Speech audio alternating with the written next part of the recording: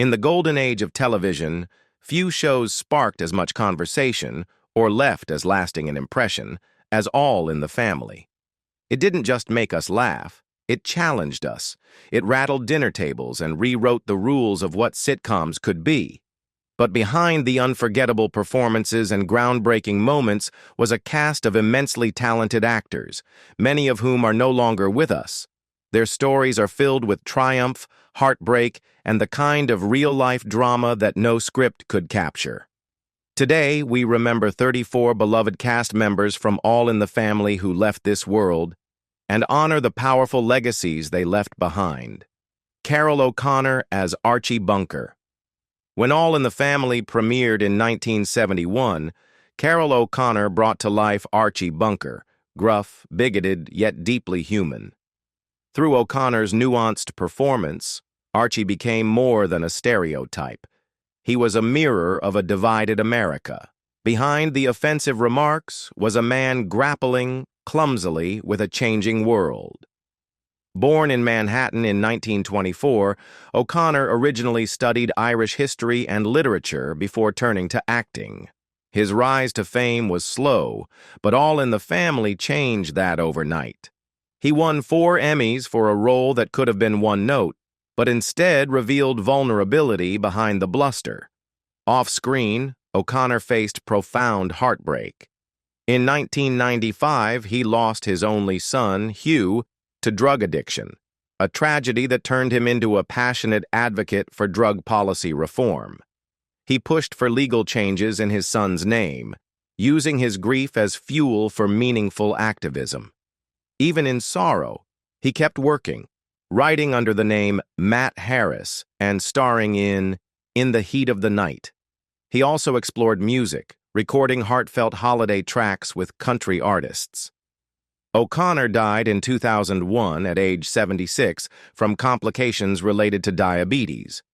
He was laid to rest in Los Angeles, remembered not just for creating one of TV's most iconic characters, but for turning personal pain into lasting impact. Jean Stapleton as Edith Bunker. Edith Bunker's fluttery voice and gentle heart made her unforgettable. She wasn't just comic relief, she was the emotional soul of All in the Family. Through Jean Stapleton's performance, Edith became a symbol of quiet strength, empathy, and moral clarity. Born Jean Murray in Manhattan in 1923, Stapleton came from a musical background and studied acting early. By the time she joined the show in 1971, she was already a seasoned stage actress. As Edith, she added depth to what could have been a one-dimensional role. Her subtle defiance and unconditional love helped humanize even Archie's roughest moments. It earned her 3 Emmys, 2 Golden Globes, and generations of admiration. Off-screen, Stapleton was known for her resilience. She was married to director William Putch until his sudden death in 1983, while directing her in a play. She performed that night, a true reflection of her professionalism and inner strength. Jean later stepped away from the character, declining to revive Edith in spin-offs. She believed the story had closed gracefully. Though she continued acting in film and TV, including You've Got Mail, she gradually withdrew from the spotlight. She passed away in 2013 at age 90, peacefully in her Manhattan home. Her ashes were honored near her late husband's resting place.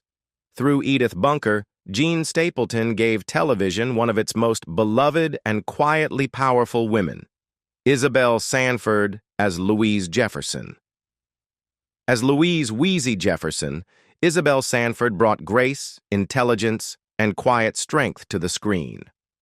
She wasn't just George's foil, she was his moral compass, the steady presence in a turbulent world. Born in Harlem in 1917 as Eloise Gwendolyn Sanford, she was the only surviving child of 7. That early hardship instilled resilience. Her marriage to William Richmond turned controlling, and in 1960, she left him, moving to Los Angeles with 3 children and a dream. By day, she worked as a key punch operator. By night, she performed in small theaters. Her breakthrough came at 53, cast as Louise Jefferson on All in the Family, a role that blossomed into a lead in The Jeffersons, making her the first black woman to win an Emmy for Best Lead Actress in a Comedy. Sanford remained humble, working steadily even as health issues slowed her later in life. After complications from surgery, she passed away on July 9, 2004, at age 86. She rests at Forest Lawn in Hollywood Hills, her star shining on Hollywood Boulevard, a quiet icon who helped redefine what strength looked like on TV. Sherman Hemsley as George Jefferson. George Jefferson was bold, fiery, and unforgettable. But behind that confident strut was Sherman Hemsley, a man who couldn't have been more different. Quiet, private, and thoughtful, Hemsley carried a depth that rarely showed through his famous TV persona. Born in 1938 in South Philadelphia, Hemsley was raised by a hard-working single mother and grew up in modest conditions. After serving in the Air Force, he began studying acting while holding a day job at the post office and performing in theater by night. His dedication paid off in 1973 when Norman Lear cast him as George Jefferson in All in the Family, a role written just for him. George Jefferson was created to match Archie Bunker's fire with equal heat, ambitious, outspoken, and determined to rise in the world. Hemsley's portrayal was electric, blending bravado with surprising warmth. When the Jeffersons spun off, it became one of the longest-running sitcoms led by a black actor. Through 11 seasons, Hemsley brought George to life with unmatched energy. Yet in real life, Hemsley lived in near-total privacy. He never married, had no children, and stayed far from Hollywood's social scene. He settled in El Paso, Texas, living quietly and rarely making public appearances. Fame never changed him. He remained grounded and elusive. In 2012, Hemsley died from cancer at age 74. A legal dispute briefly delayed his burial, but eventually his longtime friend Flora Enchinton ensured his final wishes were honored. He was buried with military honors at Fort Bliss National Cemetery. Mike Evans as Lionel Jefferson. When All in the Family introduced Lionel Jefferson, he stood out immediately. A young black man who was smart, confident, and nobody's sidekick. He challenged Archie Bunker not with outrage but with wit, making a quiet statement that resonated far and wide. Behind the role was Mike Evans, a UCLA architecture student with no prior acting experience, who brought Lionel to life with ease and charm. Born in 1949 in North Carolina and raised in California, Evans had never planned to become an actor. Yet when Norman Lear was casting All in the Family, Evans was chosen for his natural presence and insight. As one of the first recurring black characters on primetime TV, Lionel helped shift the portrayal of race on television. His ability to deliver irony with a smile made the character unforgettable. Beyond acting, Evans made history again, this time behind the scenes. He co-created Good Times, a groundbreaking sitcom about a black family navigating life in inner-city Chicago. Though the show became a major success, Evans received little credit in the public eye for his creative role in its development. He returned to the Jeffersons in later seasons, but by the early 2000s, Evans had largely left Hollywood. He chose a quieter life, focusing on his family. Sadly, he was diagnosed with throat cancer, and in 2006, he passed away at just 57 at his mother's home in 29 Palms, California. Mel Stewart as Henry Jefferson. In a series fueled by bold personalities, Henry Jefferson stood apart. George's older brother, portrayed by Mel Stewart, appeared in just a few episodes of All in the Family, but his calm intelligence and self-assured demeanor made a lasting impression. Stewart didn't play Henry as a caricature. He made him real, grounded, and sharp. That authenticity came naturally to Stewart, who lived a remarkably rich life beyond the screen. Born in 1929, Mel Stewart was more than an actor.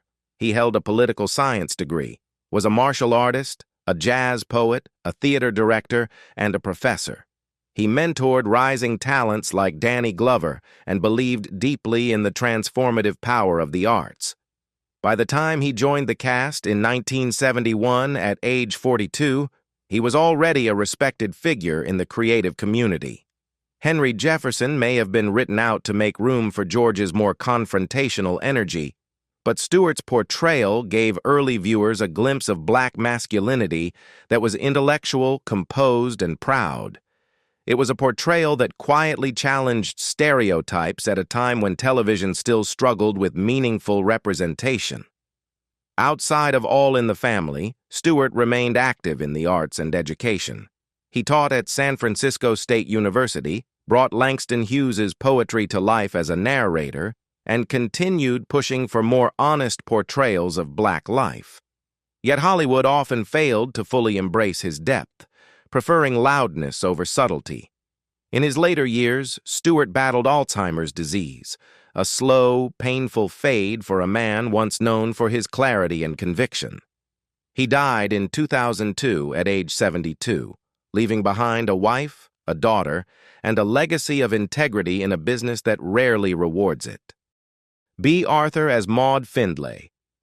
Before the Golden Girls turned her into a cultural icon, B. Arthur made television history as Maude Findlay, Edith Bunker's cousin and Archie's worst nightmare. Sharp-tongued, liberal, unapologetically feminist, Maude represented a new kind of woman on TV, assertive, educated, and politically vocal. Her clashes with Archie weren't just comedy gold, they were reflections of a country in transition, and it was Arthur's commanding presence that made it all work. Born Bernice Frankel in 1922, Arthur grew up in Brooklyn and initially pursued careers in science and journalism. She was among the first women to enlist in the Marine Corps during World War II before finding her true home in the theater. By the time she took on the role of Maude at age 49, she was already a seasoned Broadway star, most notably in Mame. Her guest appearance on All in the Family was so powerful that it spun off into its own series, Maude. Running for 6 groundbreaking seasons, the show tackled social taboos with fearlessness, from mental health to reproductive rights. Arthur's delivery, dry, bold, and razor-sharp, made Maude a symbol of unapologetic womanhood and helped expand what sitcoms could be.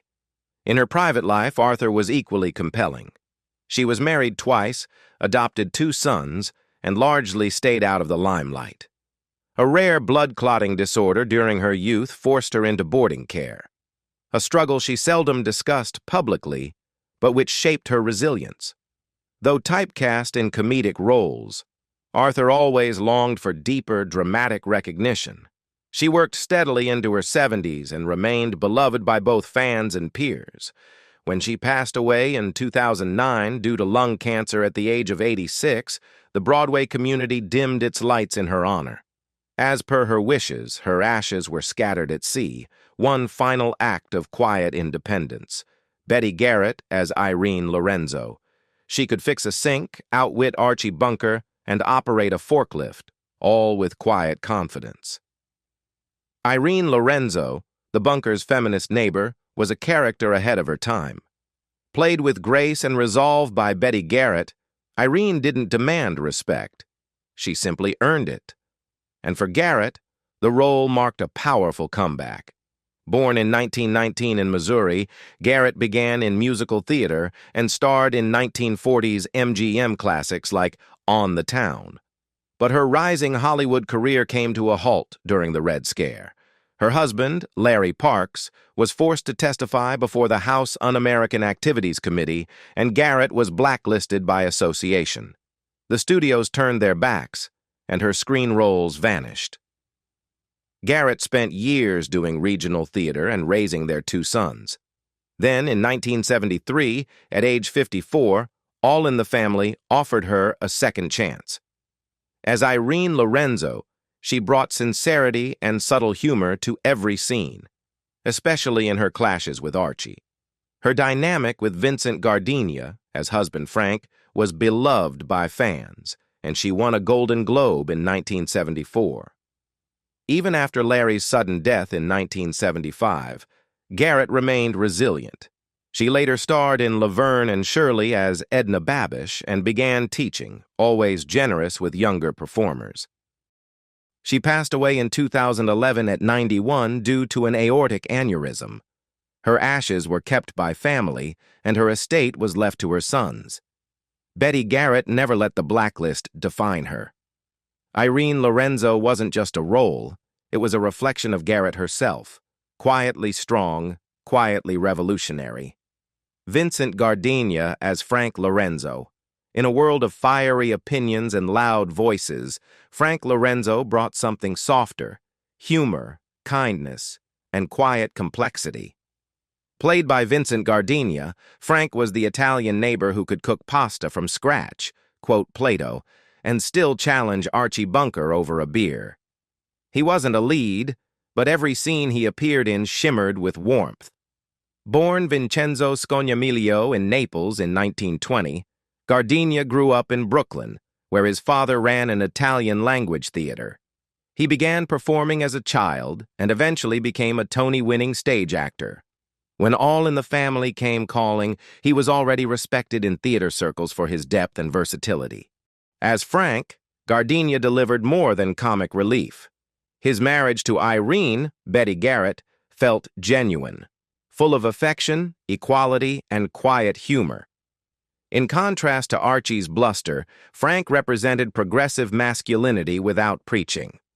Gardenia's ability to shift from silly to soulful made him unforgettable. Beyond the sitcom, he earned 2 Oscar nominations, Bang the Drum Slowly and Moonstruck, but never chased stardom. He loved the craft more than the spotlight, choosing theater over fame time and again.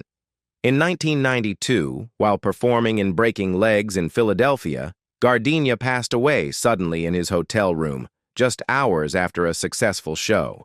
He was 72. Still dressed, phone in hand, it was as if he had paused life mid-scene. He never married, had no children, and left behind an estate of $1 million. Brooklyn later honored him with Vincent Gardenia Boulevard. He may have lived on the edge of fame, but for anyone who saw him perform, Vincent Gardenia stood firmly at the center of greatness. Alan Melvin as Barney Hefner. If Archie Bunker had a sounding board wrapped in loyalty and contradiction, it was Barney Hefner. Always nearby with a drink, a shrug, or a grumble, Barney was Archie's bar buddy and reluctant conscience. Alan Melvin, who played him, knew how to leave a mark without making a scene. His performances were all about timing, tone, and quiet charm. Born in 1923, Melvin had a long resume before All in the Family. A World War II veteran, he gained early attention on Arthur Godfrey's Talent Scouts and went on to appear in The Phil Silvers Show and Gomer Pyle, USMC. But it was the 1970s that gave him one of his most memorable roles. As Barney, Melvin appeared in just over 20 episodes across All in the Family and Archie Bunker's Place. Yet every time he showed up, the atmosphere shifted. He was the everyman, loyal, skeptical, and just reflective enough to challenge Archie in his own quiet way. Off-screen, Melvin had a successful career in voice work.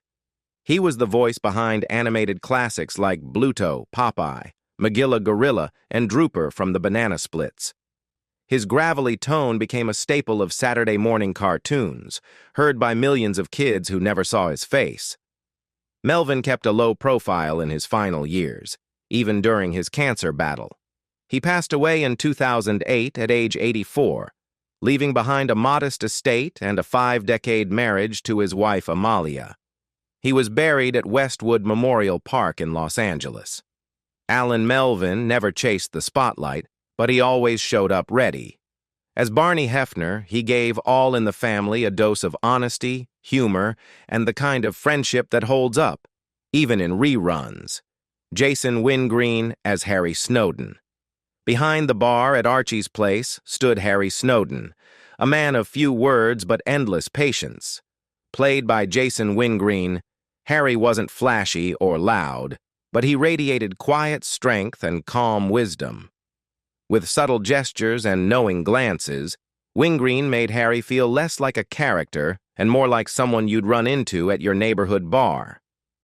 Born in Brooklyn in 1920 to a working-class Jewish family, Wingreen served in the U.S. Army Air Forces during World War II.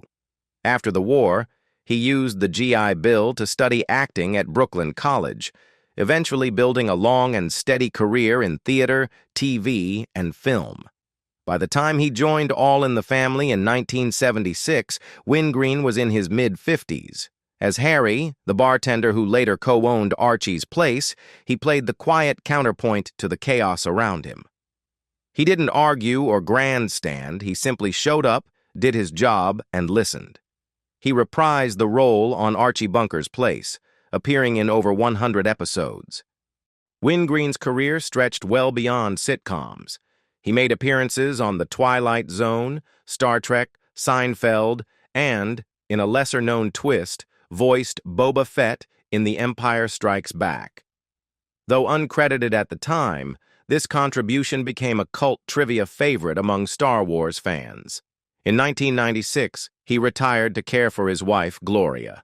After her passing, he lived quietly in Los Angeles with his son, Ned, and grandchildren. Despite his impressive resume, Wingreen later confessed he often felt overlooked by the industry. Still, he carried no bitterness, just quiet pride in a life well lived. He died peacefully on Christmas Day in 2015 at the age of 95. There were no major headlines, but his legacy remains in the work, grounded, humble, and enduring. Jason Wingreen didn't chase the spotlight. He simply made every scene he was in a little more human. Bob Hastings as Tommy Kelsey. Tommy Kelsey may not have been the loudest presence on All in the Family, but his bar was where Archie's world came to life. Gruff, practical, and always with a towel over his shoulder, Tommy embodied the no-nonsense, salt-of-the-earth American barkeep. Behind the counter, and behind the character, was Bob Hastings, a lifelong performer who made a quiet but lasting impact on both radio and television. Born in Brooklyn in 1925, Hastings began as a child singer on 1930s radio. By the 40s, he was voicing Archie Andrews in the popular radio series, and after serving in World War II, transitioned into television with ease. He played supporting roles in The Phil Silvers Show, Dennis the Menace, and McHale's Navy, where he became known for his comedic timing as Lieutenant. Elroy Carpenter. By the time Hastings joined All in the Family in 1971, he was already a seasoned character actor. As Tommy Kelsey, he appeared in only 10 episodes, but his presence helped ground the show's world. The bar wasn't just a backdrop, it was Archie's sanctuary, and Tommy was its steady gatekeeper, quietly observing the debates and drama that unfolded there. Later in his career, Hastings became the voice of Commissioner James Gordon in Batman, the animated series, introducing his talent to a new generation. His rich, authoritative voice became a mainstay in the world of animated heroes and villains. Off-screen, Hastings led a peaceful life in Burbank with his wife of 66 years, Joan. They raised 4 children and enjoyed a large extended family. Well into his 80s, Hastings remained active at fan events, always warm and gracious. He passed away in 2014 at age 89 following a battle with prostate cancer. His funeral was held at St. Finbar Church, a modest farewell for a man who never sought stardom but earned deep respect. Bob Hastings was the kind of actor who held a story together. Not flashy, but essential. And for those who remember the hum of Archie's bar, Tommy Kelsey was always there, towel in hand, ready with a wisecrack or a cold beer.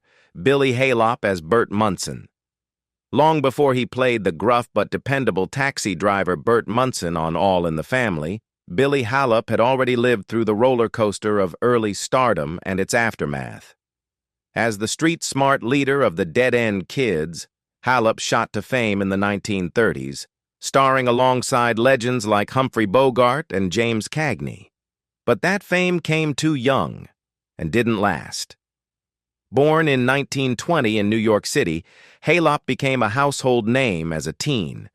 But as he grew older, he found it difficult to transition into adult roles. By the 1950s, his acting opportunities had dwindled. Struggling with health issues and alcoholism, he retrained as a nurse, quietly working in hospitals while taking acting gigs when possible. That resilience made him a natural fit for Burt Munson, a character who, like Halop, carried quiet strength behind a gruff facade. Joining All in the Family in the early 70s gave Halop a chance at reinvention. As Archie's taxi-driving friend, he appeared in a handful of episodes but left a lasting impression. His performance was more than a role. It was a reflection of a man who had seen fame, lost it, and learned to live beyond it. Sadly, Halop's health continued to decline. After 2 heart attacks and open-heart surgery, he passed away in 1976 at the age of 56. His funeral was small, his death largely unnoticed by the press. His estate, around $500,000, consisted mainly of a modest home. Though he left no children and had endured several failed marriages, those who knew him remembered a man of quiet perseverance. Burt Mustin as Justin Quigley. Burt Mustin didn't start acting professionally until age 67, but when he did, it felt like he'd always belonged on screen. As Justin Quigley, the quirky elderly neighbor in early All in the Family episodes, Mustin brought a gentle defiance to aging, delivering his lines with humor, warmth, and a twinkle in his eye. Born in 1884 in Pittsburgh, Mustin lived a full life before Hollywood. He worked as a civil engineer, car salesman, and radio announcer. Retirement didn't slow him down. It opened a new door. After being spotted in a community theater play, he moved to Los Angeles and launched a second career in film and television. His first screen appearance came at 67, and he never looked back.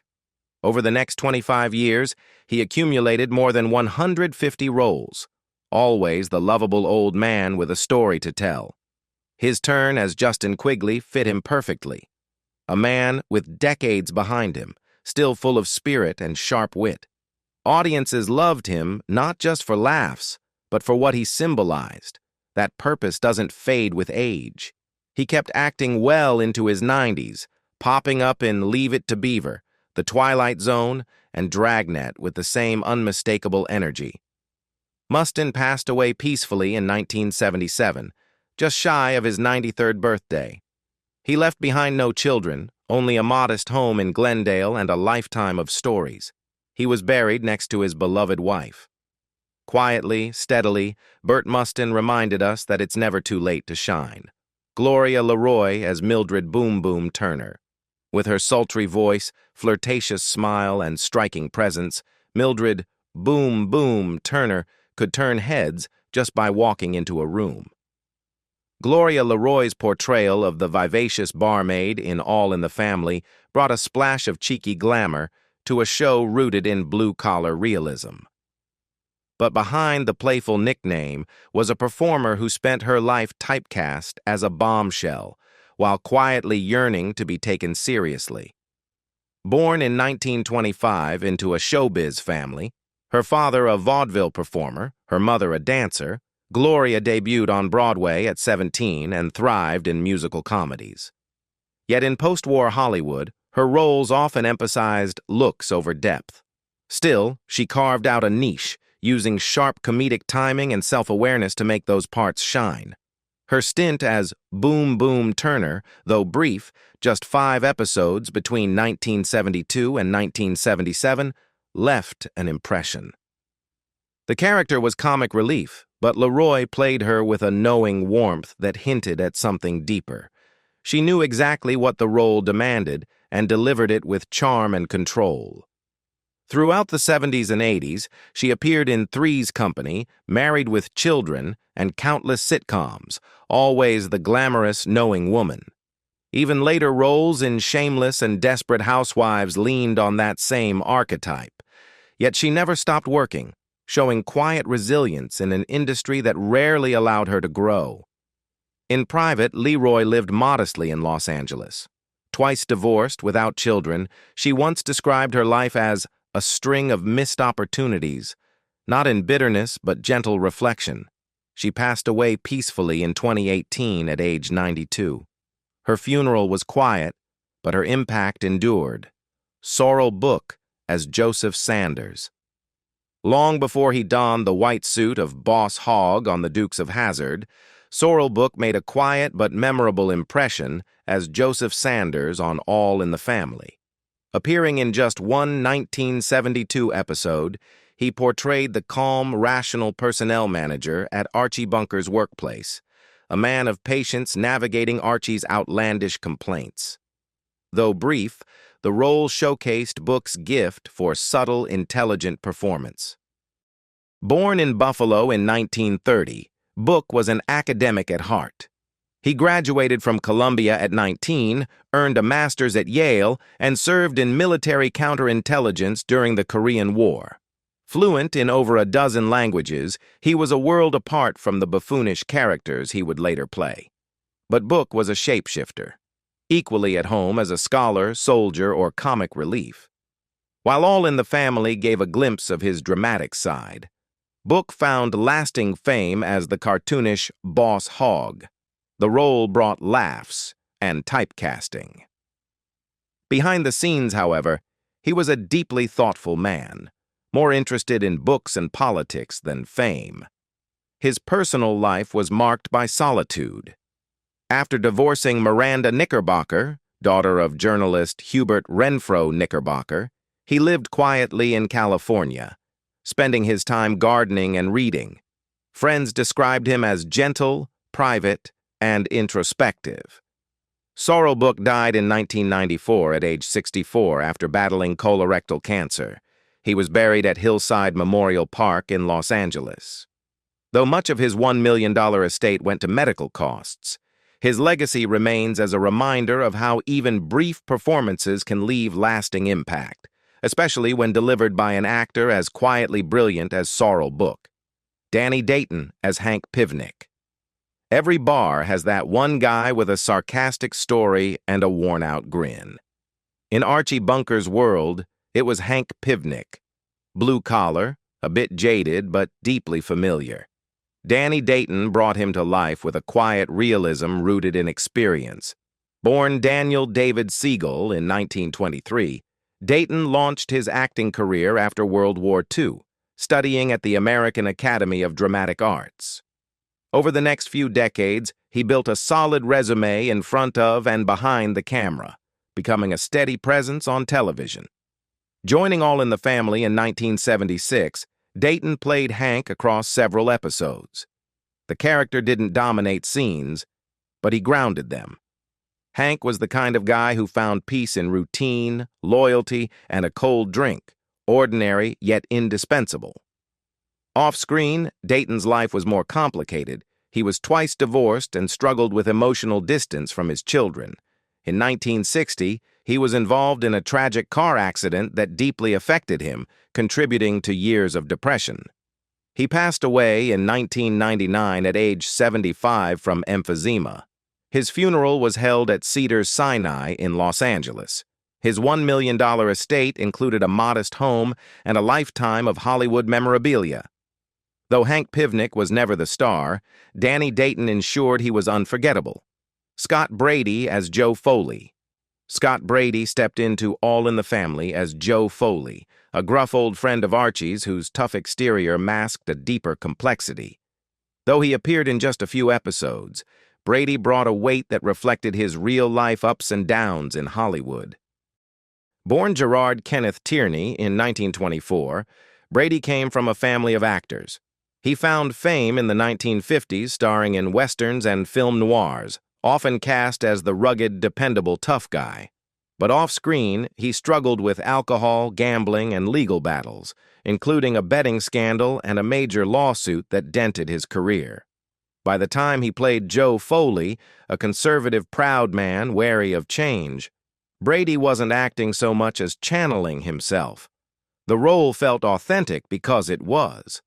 Joe clashed with Archie not out of difference, but because they were so alike. Brady died in 1985 at age 60 from respiratory failure due to chronic lung disease. He had 2 children with actress Mary Castle, though the relationship didn't last. His estate, once valued near $1 million, was mostly depleted by debts and medical bills. These actors gave us laughter, insight, and unforgettable moments. Some found fame late, others lost it early. Some left peacefully, others tragically. But each one left behind something that continues to live in our hearts. A line, a look, a laugh that still echoes across generations. Which actor from All in the Family touched your heart the most, and why? Let us know in the comments below. And if you enjoyed this tribute, don't forget to like, subscribe, and share it with someone who loves classic television as much as you do. Thanks for watching, and we'll see you in the next video.